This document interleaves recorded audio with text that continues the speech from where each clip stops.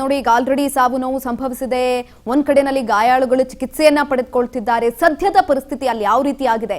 ನಮ್ಮ ಪ್ರತಿನಿಧಿ ಬಸವರಾಜ್ ಹುಗಾರ್ ನೇರ ಸಂಪರ್ಕದಲ್ಲಿ ಜಾಯಿನ್ ಆಗ್ತಾ ಇದ್ದಾರೆ. ಬಸವರಾಜ್, ಈಗ ಆಲ್ರೆಡಿ ಸಿಎಂ ಸಿದ್ದರಾಮಯ್ಯನವರು ಹೋಗಿ ವಿಸಿಟ್ ಮಾಡಿದ್ರು, ಡಿಸಿಎಂ ಡಿಕೆ ಶಿವಕುಮಾರ್ ಹೋಗಿ ವಿಸಿಟ್ ಮಾಡಿದ್ದಾರೆ. ಸದ್ಯದ ಪರಿಸ್ಥಿತಿ ಯಾವ ರೀತಿ ಆಗಿದೆ? ಗಾಯಾಳುಗಳ ಸ್ಥಿತಿ ಹೇಗಿದೆ? ಹೆಚ್ಚಿನ ಮಾಹಿತಿ ಕೊಡೋದಾದ್ರೆ.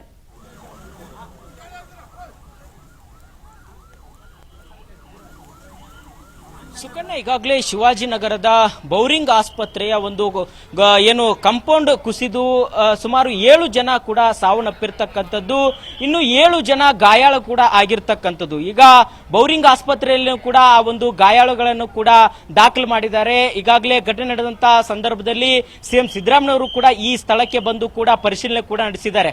ಪ್ರಮುಖವಾಗಿ ಈ ಒಂದು ಕಟ್ಟಡ ಹಳೆದಾಗಿರ್ತಕ್ಕಂಥ ಹಿನ್ನೆಲೆಯಲ್ಲಿ ಈ ಒಂದು ಕಾಂಪೌಂಡ್ ಬಳಿಯೇ ವ್ಯಾಪಾರಸ್ಥರು ಕೂಡ ಇದ್ದಂತ ಸಂದರ್ಭದಲ್ಲಿ ಇಲ್ಲಿ ಕೇರಳದವರು ಕೂಡ ಒಂದು ರೇನ್ ಕೋಟ್ ಅನ್ನ ಒಂದು ಪರ್ಚೇಸ್ ಮಾಡಕ್ಕೆ ಬಂದಿದ್ರು. ಆ ಒಂದು ಸಂದರ್ಭದಲ್ಲಿ ಇದು ಕಟ್ಟಡ ಕುಸಿದ ಆಗಿರ್ತಕ್ಕಂಥ ಹಿನ್ನೆಲೆಯಲ್ಲಿ ಸ್ಥಳದಲ್ಲೇ 7 ಜನರು ಕೂಡ ಸಾವನ್ನಪ್ಪಿರ್ತಕ್ಕಂಥದ್ದು. ಇನ್ನು 7 ಜನರಿಗೆ ಕೂಡ ಗಂಭೀರವಾಗಿರ್ತಕ್ಕಂಥ ಗಾಯ ಆಗಿದೆ. ಅವ್ರನ್ನ ಬೌರಿಂಗ್ ಆಸ್ಪತ್ರೆಯಲ್ಲಿ ಕೂಡ ಈಗ ದಾಖಲು ಮಾಡಲಾಗಿದೆ. ಈಗಾಗಲೇ ಅವರು ಕೂಡ ಚಿಕಿತ್ಸೆಯನ್ನ ಪಡೆದುಕೊಳ್ತಾ ಇದ್ದಾರೆ. ಆ ಒಂದು ಚಿಕಿತ್ಸೆ ಪಡೆದುಕೊಳ್ತಕ್ಕಂತಹ ಏನು ಗಾಯಾಳುಗಳೇನಿದ್ರು ಅವ್ರನ್ನು ಕೂಡ ಈಗ ಸಿಎಂ ಸಿದ್ದರಾಮಯ್ಯನವರು ಕೂಡ ಭೇಟಿ ಮಾಡಿ, ಮತ್ತೆ ಬೆಂಗಳೂರು ನಗರ ಪೊಲೀಸ್ ಆಯುಕ್ತರು ಕೂಡ ಭೇಟಿ ಮಾಡಿ ಕೂಡ ಅವ್ರನ್ನ ವಿಚಾರಿಸಿದ್ದಾರೆ.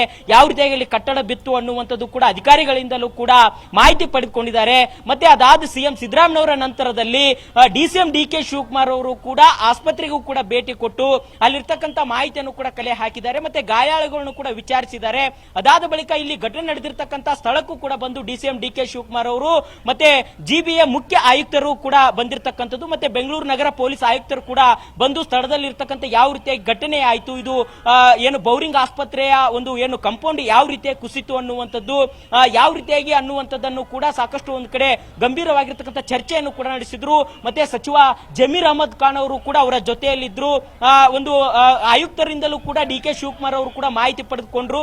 ಈಗಾಗಲೇ ಅವರು ಕೇರಳದಿಂದ ಬಂದಿರತಕ್ಕಂಥವರು ಸಹಿತ ಇಲ್ಲಿ ಸಾವನ್ನಪ್ಪಿರ್ತಕ್ಕಂಥದ್ದು, ಮತ್ತೆ ಗಾಯಾಳುಗಳು ಆಗಿದ್ದಾರೆ. ಒಂದು ಮಗು ಸಾವನ್ನಪ್ಪಿರ್ತಕ್ಕಂಥದ್ದು. ಹಾಗಾಗಿ ಈ ಒಂದು 7 ಜನ ಸಾವನ್ನಪ್ಪಿರ್ತಕ್ಕಂಥದ್ದು, ಮತ್ತೆ 7 ಜನಗೂ ಕೂಡ ಗಂಭೀರವಾಗಿರ್ತಕ್ಕಂಥ ಗಾಯ ಆಗಿದೆ. ಹಾಗಾಗಿ ಅವ್ರನ್ನ ಸೂಕ್ತ ಈಗ ಡಿಸಿಎಂ ಡಿಕೆ ಶಿವಕುಮಾರ್ ಅವರು ಕೂಡ ಇದ್ರ ಬಗ್ಗೆ ತನಿಖೆ ನಡೆಸ್ತೇವೆ, ಇದು ಯಾವ ರೀತಿಯಾಗಿ ಆಯಿತು ಘಟನೆ ಅನ್ನುವಂಥದ್ದು. ಈಗ ಬೆಂಗಳೂರಿನಲ್ಲಿ ಏಕಾಏಕಿಯಾಗಿ ಮಳೆ ಬಂತು, ಹಾಗಾಗಿ ಈ ರೀತಿಯಾಗಿರ್ತಕ್ಕಂಥ ಘಟನೆ ನಡೆದಿದೆ. ನಾನು ಎಂದೂ ಕೂಡ ಇಂತಹ ಮಳೆಯನ್ನ ನೋಡಿರಲಿಲ್ಲ. ಏಕಾಏಕಿ ಬಂದಂತ ಸಂದರ್ಭದಲ್ಲಿ ಈ ಒಂದು ದುರ್ಘಟನೆ ನಡೆದಿರ್ತಕ್ಕಂಥದ್ದು, ಇದು ನಡಿಬಾರ್ದಾಗಿತ್ತು. ಆದ್ರೆ ಇನ್ನು ಮುಂದೆ ಬೆಂಗಳೂರಿನಲ್ಲಿ ಈ ಒಂದು ಶಿಥಿಲಾ ವ್ಯವಸ್ಥೆ ಇರತಕ್ಕಂಥ ಕಟ್ಟಡಕ್ಕೆ ಯಾವ ರೀತಿಯಾಗಿದೆ ಅನ್ನುವಂಥದ್ದು ಖುದ್ದಾಗಿ ಇಲ್ಲೇ ಜಿಬಿಎ ಮುಖ್ಯ ಆಯುಕ್ತರಿಗೂ ಕೂಡ ಸೂಚನೆಯನ್ನ ಡಿಕೆ ಶಿವಕುಮಾರ್ ಅವರು ಕೊಟ್ಟರು. ಕೂಡಲೇ ಅಂತವನ್ನ ಪರಿಶೀಲನೆ ಮಾಡಬೇಕು, ಅಂತವ ಬಗ್ಗೆ ಕ್ರಮ ಕೈಗೊಳ್ಳಬೇಕು ಅನ್ನುವಂಥದ್ದು. ಮತ್ತೆ ಈಗೇನು 7 ಜನ ಸಾವನ್ನಪ್ಪಿದ್ದಾರೆ ಮತ್ತು ಏನು 7 ಜನ ಗಾಯಾಳುಗಳಾಗಿದ್ದಾರೆ, ಅವರಿಗೂ ಕೂಡ ಸೂಕ್ತವಾಗಿರತಕ್ಕಂಥ ಪರಿಹಾರವನ್ನ ಕೊಡುವಂತ ನಿಟ್ಟಿನಲ್ಲಿ ಕೂಡ ರಾಜ್ಯ ಸರ್ಕಾರ ಮುಂದಾಗುತ್ತೆ ಅನ್ನುವಂಥದ್ದು ಕೂಡ ಡಿಸಿಎಂ ಡಿಕೆ ಶಿವಕುಮಾರ್ ಅವರು ಕೂಡ ಹೇಳಿಕೆಯನ್ನು ಕೊಟ್ಟಿರ್ತಕ್ಕಂಥದ್ದು. ಸುಕನ್ಯಾ. ಎಸ್ ಬಸವರಾಜ್, ಇನ್ನೊಂದ್ ಕಡೆನಲ್ಲಿ ಡಿಸಿಎಂ ಡಿಕೆ ಶಿವಕುಮಾರ್ ಅವರು ಹೇಳ್ತಿದ್ದಾರೆ, ಏಕಾಏಕಿ ಮಳೆ ಬಂದಿದ್ರಿಂದ ಈ ರೀತಿಯಾಗಿ ಆಗಿದೆ, ನಮಗೂ ಕೂಡ ಗೊತ್ತಿರ್ಲಿಲ್ಲ, ಮಳೆ ಬಂದಿದ್ದಕ್ಕಾಗಿ ಹಿಂಗಾಗಿರೋದು ಅಂತ. ಈ ಪ್ರತಿ ಬಾರಿ ಬೆಂಗಳೂರಿನಲ್ಲಿ ಮಳೆ ಬಂದಂತಹ ಸಂದರ್ಭದಲ್ಲೂ ಕೂಡ ಇದೇ ರೀತಿಯಾದಂತಹ ಪರಿಸ್ಥಿತಿ ನಿರ್ಮಾಣ ಆಗುತ್ತೆ. ಎಲ್ಲೋ ಮರ ಬೀಳುತ್ತೆ, ಇಲ್ಲ ಕಾಂಪೌಂಡ್ ಬೀಳುತ್ತೆ, ಇಲ್ಲ ಮನೆ ಒಳಗಡೆ ನೀರು ಹೋಗುತ್ತೆ, ರಸ್ತೆ ಎಲ್ಲ ವೃತ ಆಗತ್ತೆ. ಇಂಥ ಪರಿಸ್ಥಿತಿ ಏಕಾಏಕಿ ಬರಲ್ಲ, ಪ್ರತಿ ಬಾರಿನೂ ಕೂಡ ಇದೇ ರೀತಿಯಾಗಿ ಆಗುವಂಥದ್ದು. ಈ ಒಂದು ಸಂದರ್ಭದಲ್ಲಿ ಸಬೂಬನ್ನ ಹೇಳ್ತಾ ಹೋಗ್ತಾರಷ್ಟೇ ರಾಜಕಾರಣಿಗಳು. ಪರಿಹಾರವನ್ನ ಏನೋ ಘೋಷಣೆ ಮಾಡಿದ್ದಾರೆ. ಆಗಿರುವಂತಹ ಸಾವಿಗೆ ಬೆಲೆ ಕಟ್ತಾರಾ ಇವರು? ಹಾಗಾದ್ರೆ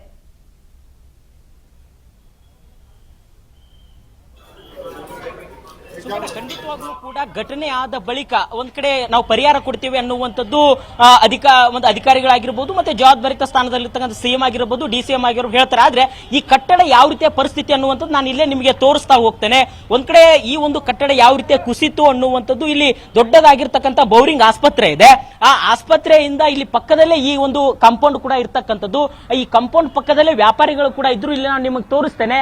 ಈ ವ್ಯಾಪಾರಸ್ಥರು ಕೂಡ ಬ್ಯಾಗ್ ಕೂಡ ಇಲ್ಲೇ ಹೋಗಿರ್ತಕ್ಕಂಥದ್ದು. ಅಂದ್ರೆ ಆ ಕಾಂಪೌಂಡ್ ಏಕಾಏಕಿ ಬಿದ್ದಂತ ಸಂದರ್ಭದಲ್ಲಿ ಅದರಿಂದ ಯಾವ ರೀತಿಯಾಗಿ ನಾವು ಪಾರಾಗಬೇಕು ಅನ್ನುವಂಥದ್ದು ಗೊತ್ತಾಗಿಲ್ಲ.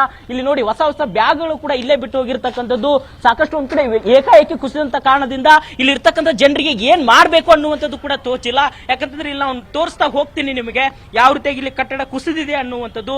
ನೋಡಿ, ಇಲ್ಲಿ ಇದು ಬೌರಿಂಗ್ ಆಸ್ಪತ್ರೆಯ ಒಂದು ಕಾಂಪೌಂಡ್ ಆಗಿರ್ತಕ್ಕಂಥದ್ದು. ಈ ಕಾಂಪೌಂಡ್ ಏಕಾಏಕಿ ಇಲ್ಲಿ ಮೊದಲೇ ಇದು ಹಳೇದಾಗಿರ್ತಕ್ಕಂಥ ಕಟ್ಟಡ. ಇಲ್ಲಿ ನಾನು ಹಿಂದೆ ಕೂಡ ಈಗ ಇಲ್ಲಿ ನೋಡಿ ಹಳೇದಾಗಿರ್ತಕ್ಕಂಥ ಮಣ್ಣು, ದೊಡ್ಡದಾಗಿರ್ತಕ್ಕಂಥ ಬಿಲ್ಡಿಂಗ್ ಬಿಲ್ಡಿಂಗ್ ಕಟ್ಟಿಸಿದ್ರು ಸಹಿತ ಇಲ್ಲಿ ಕಾಂಪೌಂಡ್ ಮಾತ್ರ ಇದು ಸರಿಯಾಗಿಂತ ವ್ಯವಸ್ಥೆಯನ್ನು ಮಾಡಿಕೊಟ್ಟಿಲ್ಲ. GBA ಅಧಿಕಾರಿಗಳ ಎಡವಟ್ಟ ಅಥವಾ ಈ ಬೌರಿಂಗ್ ಆಸ್ಪತ್ರೆ ಆಡಳಿತ ಮಂಡಳಿಯ ಎಡವಟ್ಟ? ಇಲ್ಲಿ ಹಲವಾರು ಸ್ಥಳೀಯ ಜನಪ್ರತಿನಿಧಿಗಳು ಕೂಡ ಇರ್ತಾರೆ. ಮತ್ತೆ ಇಲ್ಲಿ ಹಲವಾರು ರೀತಿ CM ಸಿದ್ದರಾಮಯ್ಯನವರಾಗಿರ್ಬೋದು, ಸಚಿವರಾಗಿರ್ಬೋದು, ಮತ್ತೆ ಶಾಸಕರಾಗಿರ್ಬೋದು, ಎಲ್ಲರೂ ಕೂಡ ಈ ಶಿವಾಜಿನಗರದ ಕೇಂದ್ರ ಬಸ್ ನಿಲ್ದಾಣ ಕೂಡ ಇದೆ, ಎಲ್ಲರೂ ಕೂಡ ಇಲ್ಲಿ ಓಡಾಡ್ತಾರೆ. ಆದ್ರೂ ಸಹಿತ ಇಂಥ ಘಟನೆ ನಡೆಯುತ್ತೆ ಅನ್ನುವಂಥದ್ದು ಅಥವಾ ಇಲ್ಲಿ ಶಿಥಿಲಾ ವ್ಯವಸ್ಥೆ ಇದೆ, ಇದನ್ನ ಸರಿಪಡಿಸಬೇಕು ಅನ್ನುವಂಥದ್ದು ಅಧಿಕಾರಿಗಳಿಗೂ ಕೂಡ ಗೊತ್ತಾಗಲಿಲ್ಲ ಅನ್ನುವಂಥದ್ದು ಇಲ್ಲಿ ನಾವು ತೋರಿಸ್ತಾ ಇದ್ದೇನೆ. ಯಾವ ರೀತಿಯಾಗಿ ಇದು ಕಾಂಪೌಂಡ್ ಬಿದ್ದಿದೆ ಅನ್ನುವಂಥದ್ದು, ದೊಡ್ಡ ಮಟ್ಟಿಗೆ ಏಕಾಏಕಿ ಬಿದ್ದಂತ ಸಂದರ್ಭದಲ್ಲಿ ಇದು ಯಾವ ರೀತಿಯಾಗಿ ಜನರು ಇಲ್ಲಿ ರಕ್ಷಣೆ ಪಡೆದುಕೊಳ್ತಾರೆ ಅನ್ನುವಂಥದ್ದು. ಹಾಗಾಗಿ ದೊಡ್ಡ ಮಟ್ಟದಲ್ಲಿ ಆದಂತಹ ಸಂದರ್ಭದಲ್ಲಿ ಪೂರ್ತಿಯಾಗಿ ಅವ್ರನ್ನ ಅವರು ರಕ್ಷಣೆ ಮಾಡಿಕೊಳ್ಳಿಕ್ಕೆ ಕೂಡ ಇಲ್ಲಿ ಸ್ಥಳೀಯರಿಗೆ ಕೂಡ ಸಾಧ್ಯ ಆಗಿಲ್ಲ. ಹಾಗಾಗಿ ಏಕಾಏಕಿಯಾಗಿ 7 ಜನರು ಸಾವನ್ನಪ್ಪಿದ್ದಾರೆ.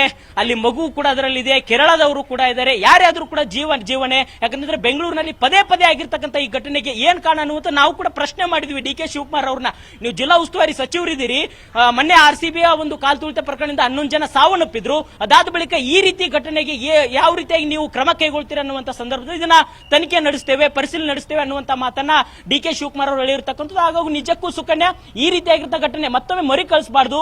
ಈಗ ಮಳೆ ಕೂಡ ಹೆಚ್ಚಾಗಿ ಬರ್ತಕ್ಕಂಥ ಹಿನ್ನೆಲೆ ಈಗಾಗಲೇ ಹವಾಮಾನ ಇಲಾಖೆ ಕೂಡ ಮುನ್ಸೂಚನೆ ಕೊಡುತ್ತೆ. ಅದರ ಆಧಾರದಡಿಯಲ್ಲಿ ಬೆಂಗಳೂರಿನಾದ್ಯಂತ ಯಾವ ರೀತಿ ಇಂಥ ಶಿಥಿಲಾ ವ್ಯವಸ್ಥೆ ಇರತಕ್ಕಂಥ ಕಟ್ಟಡಗಳನ್ನ ತೆರವು ಮಾಡಬೇಕು, ಅದಕ್ಕೆ ಸೂಕ್ತ ಕ್ರಮ ಕೈಗೊಳ್ಳಬೇಕು ಅನ್ನುವಂಥದ್ದು ಸಾರ್ವಜನಿಕರು ಕೂಡ ಆಕ್ರೋಶ ವ್ಯಕ್ತಪಡಿಸ್ತಾ ಇದ್ದಾರೆ. ಸುಕನ್ಯಾ. ಎಸ್ ಬಸವರಾಜ್, ಇನ್ನೊಂದ್ ಕಡೆನಲ್ಲಿ ಇನ್ನೂ ಕೂಡ ರಕ್ಷಣಾ ಕಾರ್ಯಾಚರಣೆ ಕೂಡ ನಡೀತಾ ಇದೆ. ಬಹುಶಃ ಅಲ್ಲಿ ಪೊಲೀಸರು ಕೂಡ ಇದ್ದಾರೆ, ಜೊತೆಯಲ್ಲಿ ಸ್ಥಳೀಯರಿದ್ದಾರೆ, ಜನಸಾಮಾನ್ಯರು ಕೂಡ ನಿಂತಿರುವಂತದ್ದು. ಅವರನ್ನ ಮಾತನಾಡಿಸುವಂತಹ ಪ್ರಯತ್ನ ಏನಾದ್ರೂ ಮಾಡೋದಕ್ಕಾಗತ್ತಾ?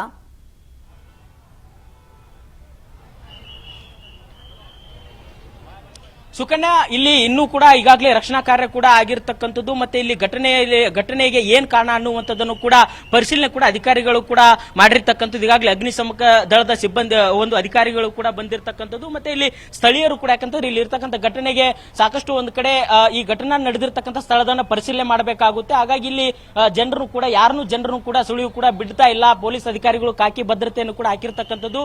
ನನ್ನ ಸುತ್ತಮುತ್ತ ಹಲವಾರು ಜನರಿದ್ದಾರೆ, ಅವ್ರನ್ನ ನಾನು ಮಾತನಾಡಿಸುವಂತಹ ಪ್ರಯತ್ನ ಮಾಡ್ತೇನೆ. ಇಲ್ಲಿ ಜನರು ಕೂಡ ಓಡಾಡ್ತಾ ಇದ್ದಾರೆ. ಸರ್, ಈ ಘಟನೆ ಹೇಗಾಯ್ತು ಅನ್ನುವಂಥದ್ದು, ನೀವು ಇಲ್ಲಿ ಓಡಾಡ್ತಿದ್ರಾ? ಇಲ್ಲ ಸರ್, ಗೊತ್ತಿಲ್ಲ. ಅಲ್ಲ, ಈ ರೀತಿಯಾಗಿರ್ತಕ್ಕಂಥ ಶಿಥಿಲಾ ವ್ಯವಸ್ಥೆಯನ್ನ ಅಧಿಕಾರಿಗಳು ನೋಡಬೇಕಲ್ವಾ? ಇಲ್ಲ, ಗೊತ್ತಿಲ್ಲ ಸರ್. ಸೊ ಇಲ್ಲಿ ಅಂತಂದ್ರೆ ಸ್ಥಳೀಯರು, ಯಾಕಂತಂದ್ರೆ ಏಕಾಏಕಿಯಾಗಿ ಆದಂತ ಸಂದರ್ಭದಲ್ಲಿ ಸ್ಥಳೀಯರು ಕೂಡ ಇಲ್ಲ. ಯಾಕಂತಂದ್ರೆ ಇಲ್ಲಿ ಘಟನೆ ನಡೆದಂತ ಸ್ಥಳದಲ್ಲಿ ಪೂರ್ತಿ ಕಾಕಿಯ ಒಂದು ಸರ್ಪಗಾವಲು ಇರತಕ್ಕಂತ ಹಿನ್ನೆಲೆಯಲ್ಲಿ ಯಾರು ಕೂಡ ಅಂದ್ರೆ ಸ್ಥಳೀಯರು ಏಕಾಏಕಿ ಬಂದು ಇಲ್ಲಿ ಮಾತನಾಡಿ ಕೂಡ ಮುಂದಾಗ್ತಿಲ್ಲ. ಆದ್ರೆ ಸುಕನ್ಯಾ, ನಿಜಕ್ಕೂ ಕೂಡ ಇಂತಹ ಘಟನೆ ನಡಿಬಾರದು. ಇಂತಹ ಅಧಿಕಾರಿಗಳ ವಿರುದ್ಧ ಕೂಡಲೇ ರಾಜ್ಯ ಸರ್ಕಾರ ಕ್ರಮ ಕೈಗೊಳ್ಳಬೇಕು ಅನ್ನುವಂಥದ್ದು ಸ್ಥಳೀಯರ ಒಂದು ಆಗ್ರಹ ಕೂಡ ಆಗಿರ್ತಕ್ಕಂಥದ್ದು. ಸುಕನ್ಯಾ. ಎಸ್ ಬಸವರಾಜ್, ಇನ್ನೊಂದ್ ಕಡೆನಲ್ಲಿ ನಾನು ಆಗ್ಲೇನು ಕೂಡ ಹೇಳ್ದೆ, ಮೃತ್ಯು ಗೋಡೆ ಆಗಿರುವಂತದ್ದು ಈ ಒಂದು ಸಂದರ್ಭದಲ್ಲಿ. ಆ ಒಂದು ಗೋಡೆ ಆಸ್ಪತ್ರೆ ಸಿಬ್ಬಂದಿಗಳು ಏನಾದ್ರೂ ಮುಂದೆ ಬಂದಿದ್ದಾರಾ? ಇಲ್ಲ ನಮ್ದೇ ತಪ್ಪು. ಯಾಕಂತ ಅಂದ್ರೆ ನೀವು ಕೂಡ ಅಲ್ಲಿ ದೃಶ್ಯಾವಳಿಗಳನ್ನ ತೋರಿಸ್ತಾ ಇದ್ದಂತ ಸಂದರ್ಭದಲ್ಲಿ ಹೇಳಿದ್ರಿ, ಹಳೆ ಕಾಂಪೌಂಡ್ ಗೋಡೆ ಅದು ಬಿದ್ದೋಗುತ್ತೆ ಅನ್ನೋದು ಬಹುಶಃ ಎಲ್ರಿಗೂ ಕೂಡ ಗೊತ್ತಿರುತ್ತೆ. ಅಲ್ಲಿರುವಂತಹ JBA ಅಧಿಕಾರಿಗಳಿಗಾಗಿರ್ಬೋದು ಅಥವಾ ಆಸ್ಪತ್ರೆ ಸಿಬ್ಬಂದಿಗಳಿಗಾಗಿರ್ಬೋದು, ಅವ್ರಿಗೂ ಕೂಡ ಅನುಭವಕ್ಕೆ ಬಂದಿರುತ್ತೆ. ಆದ್ರೂ ಕೂಡ ಕ್ರಮವನ್ನ ತೆಗೆದುಕೊಂಡಿಲ್ಲ. ಆಸ್ಪತ್ರೆ ಸಿಬ್ಬಂದಿಗಳು ಏನಾದ್ರೂ ಹೇಳ್ತಿದ್ದಾರಾ ಈ ಕುರಿತಾಗಿ?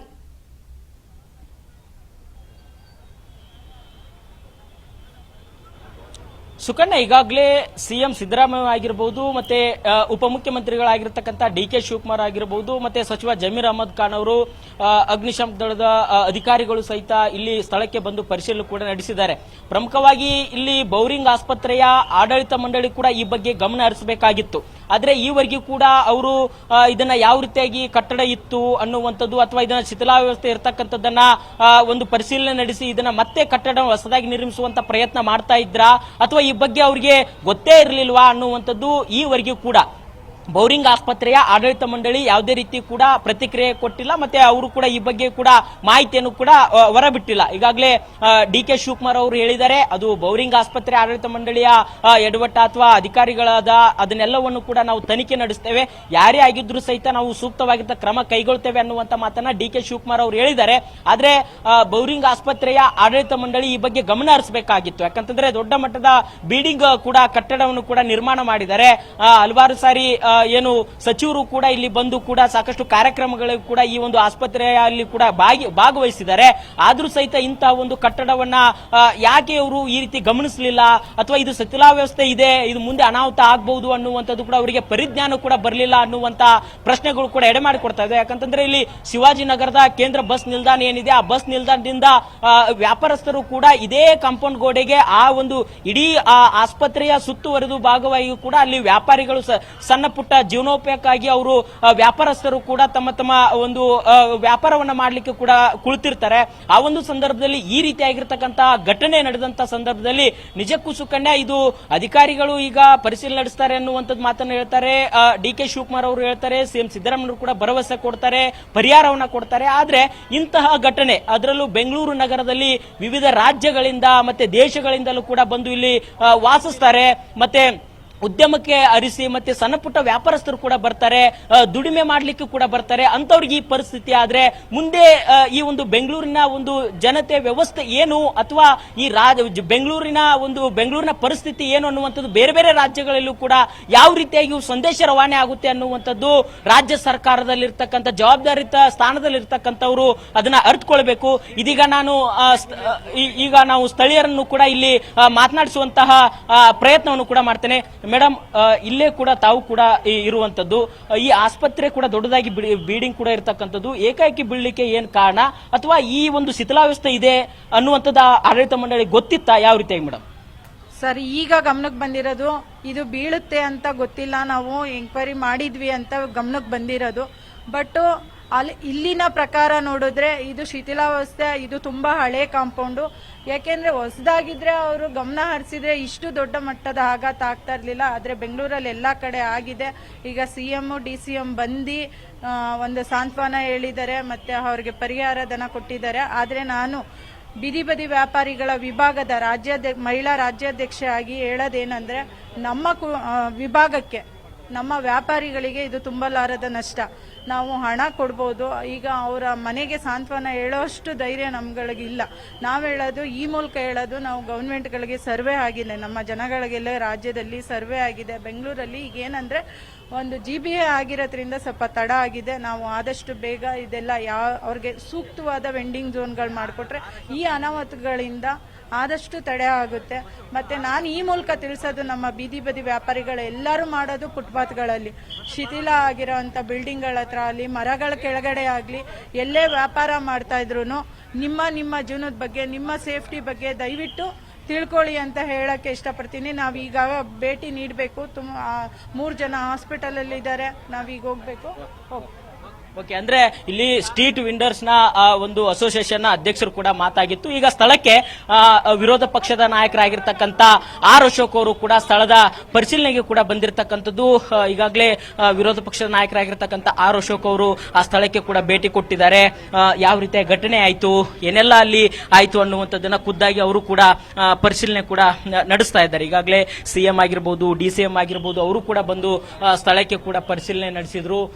ಏನೆಲ್ಲ ಆಯ್ತು ಅನ್ನುವಂಥದ್ದು ಅಧಿಕಾರಿಗಳಿಂದಲೂ ಕೂಡ ಮಾಹಿತಿಯನ್ನು ಕೂಡ ಪಡೆದುಕೊಂಡ್ರು. ಇದೀಗ ವಿರೋಧ ಪಕ್ಷ ನಾಯಕರಾಗಿರ್ತಕ್ಕಂಥ ಆರ್ ಅಶೋಕ್ ಅವರು ಕೂಡ ಒಂದು ಸ್ಥಳದ ಒಂದು ಪರಿಶೀಲನೆ ಕೂಡ ನಡೆಸ್ತಾ ಇದ್ದಾರೆ. ಯಾಕಂತಂದ್ರೆ ಇಲ್ಲಿ ದೊಡ್ಡ ಮಟ್ಟಿಗೆ ಕೇಂದ್ರದ ಒಂದು ಶಿವಾಜಿನಗರದ ಕೇಂದ್ರದ ಬಸ್ ನಿಲ್ದಾಣ ಕೂಡ ಇರುವಂತಹ ಸಂದರ್ಭದಲ್ಲಿ ವ್ಯಾಪಾರಸ್ಥರು ಕೂಡ ಇಲ್ಲಿ ಇರ್ತಾರೆ. ಅಂತ ಒಂದು ಸಂದರ್ಭದಲ್ಲಿ ಯಾವ ರೀತಿ ಮುನ್ನೆಚ್ಚರಿಕಾ ಕ್ರಮ ಕೈಗೊಳ್ಳಬೇಕು ಅನ್ನುವಂಥದ್ದನ್ನು ಕೂಡ ಅರ್ಥಕೊಳ್ಬೇಕಾಗಿತ್ತು. ಈ ಒಂದು ನಿಟ್ಟಿನಲ್ಲಿ ಈಗ ದುರ್ಘಟನೆ ನಡೆದಿದೆ. ಈಗಾಗಲೇ ಆರ್ ಅಶೋಕ್ ಅವರು ಕೂಡ ಭೇಟಿಯನ್ನು ಕೂಡ ಮಾಡ್ತಾ ಇದ್ದಾರೆ. ಈಗಾಗಲೇ ಅವರ ಜೊತೆ ಕೂಡ JDS ನ ನಾಯಕರು ಕೂಡ ಇರತಕ್ಕಂಥದ್ದು. ಈ ಘಟನೆ ನಡೆದಿರ್ತಕ್ಕಂಥದ್ದು ಯಾವ ರೀತಿಯಾಗಿ ಅನ್ನುವಂಥದ್ದು ಅಧಿಕಾರಿಗಳಿಂದಲೂ ಕೂಡ ಮಾಹಿತಿಯನ್ನು ಕೂಡ ಪಡೆದುಕೊಳ್ತಾ ಇದ್ದಾರೆ. ಒಂದ್ ಕಡೆ ವಿರೋಧ ಪಕ್ಷದ ನಾಯಕರಾಗಿರ್ತಕ್ಕಂಥ ಆರ್ ಅಶೋಕ್ ಅವರು ಕೂಡ ಈಗ ಸ್ಥಳದಲ್ಲಿ ಕೂಡ ಅಧಿಕಾರಿಗಳಿಂದ ಎಲ್ಲಿಂದ ಏನಾಯ್ತು ಅನ್ನುವಂಥದ್ದನ್ನು ಕೂಡ ಅಧಿಕಾರಿಗಳಿಂದಲೂ ಕೂಡ ಮಾಹಿತಿ ಪಡೆದುಕೊಳ್ತಾ ಇದ್ದಾರೆ.